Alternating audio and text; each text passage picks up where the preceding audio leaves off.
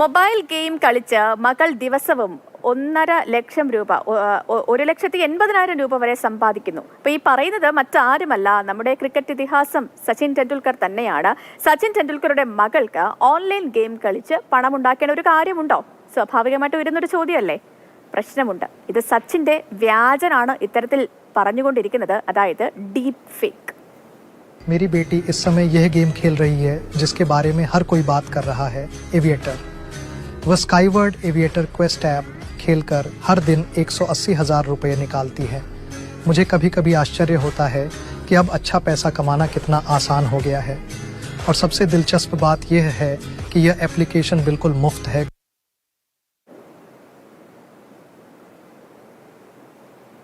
അനൂപ് ദാസ് ഉണ്ട് നമുക്കിപ്പം. അനൂപ, ഈ ഡീപ് ഫേക്കുകളെ കുറിച്ച് ഒരു രക്ഷയും ഇല്ലാത്തൊരു സമയമാണല്ലോ. കുറച്ചു നേരം നമ്മൾ നമ്മുടെ രശ്മിക മന്ദാനയുടെ ഒരു ഡീപ് ഫേക്ക് ഇറങ്ങി, ആ സമയത്ത് ചില നടപടികളും ഒക്കെ സ്വീകരിച്ചിരുന്നതാണ്. പക്ഷേ ഇതിനൊന്നും ഒരു അറുതിയും ഇല്ല, ഇതൊക്കെ തുടരുന്നു എന്ന് വെളിവാക്കുന്ന കാര്യങ്ങളാണല്ലോ ദിനംപ്രതി ഇങ്ങനെ പുറത്തു വന്നുകൊണ്ടിരിക്കുന്നത്.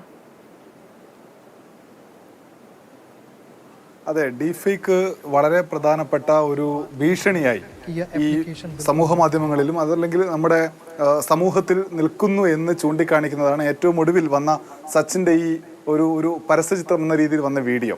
സച്ചിൻ നമുക്കറിയാവുന്നതാണ്, ക്രിക്കറ്റ് കളിക്കുന്ന കാലത്തും അതിനുശേഷവും ഒക്കെ പരസ്യചിത്രങ്ങളിൽ ഒരുപാട് അഭിനയിക്കാവുന്ന ഉള്ള ഒരാളാണ് അദ്ദേഹം. അതുകൊണ്ട് തന്നെ അദ്ദേഹം തന്നെ പറഞ്ഞതാവും എന്ന് ജനങ്ങൾ തെറ്റിദ്ധരിക്കാനും സാധ്യതയുണ്ട്. ഇതൊക്കെ മനസ്സിലാക്കിക്കൊണ്ട് എവിടെയാണോ പ്ലേസ് ചെയ്യേണ്ടത് അവിടെ കൊണ്ട് ഈ ഡീപ് ഫേക്കിനെ പ്ലേസ് ചെയ്യാൻ വേണ്ടി ഇത് ശ്രമിച്ചുകൊണ്ടിരിക്കുന്ന ആളുകൾക്ക് കഴിയുന്നുണ്ട് എന്നതാണ് ഇതിലെ പ്രധാനപ്പെട്ട പ്രശ്നം.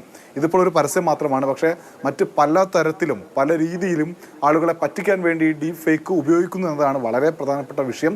സച്ചിൻ അതുകൊണ്ട് തന്നെയാണ് ഗൗരവപ്പെട്ട ഈ വിഷയം പൊതുജന ശ്രദ്ധയിലേക്ക് കൊണ്ടുവന്നിരിക്കുന്നത്. സച്ചിൻ വന്ന് പറയുന്നത്, എൻ്റെ മകൾ സാറാ ഇതാ വീഡിയോ ഗെയിം കളിക്കാറുണ്ട്, ദിവസവും 1,50,000 രൂപ ലഭിക്കാറുണ്ട് എന്നൊക്കെ പറയുമ്പോൾ ആളുകൾ, പാവപ്പെട്ട മനുഷ്യർ പലരും അത് വിശ്വസിച്ച് പോകും. എന്നിട്ട് അവരത് കളിക്കും. ലക്ഷക്കണക്കിന് രൂപ ഈ വീഡിയോ ഗെയിമിലൂടെയൊക്കെ ആളുകൾക്ക് നഷ്ടപ്പെട്ടത് നമ്മൾ ദിനം പ്രതി വാർത്തകളിൽ കാണുന്നതാണ്. അതുകൊണ്ട് മനുഷ്യരെ പറ്റിക്കുക എന്ന ലക്ഷ്യമാണ് ഈ ഡീപ് ഫേക്കിനുള്ളത്.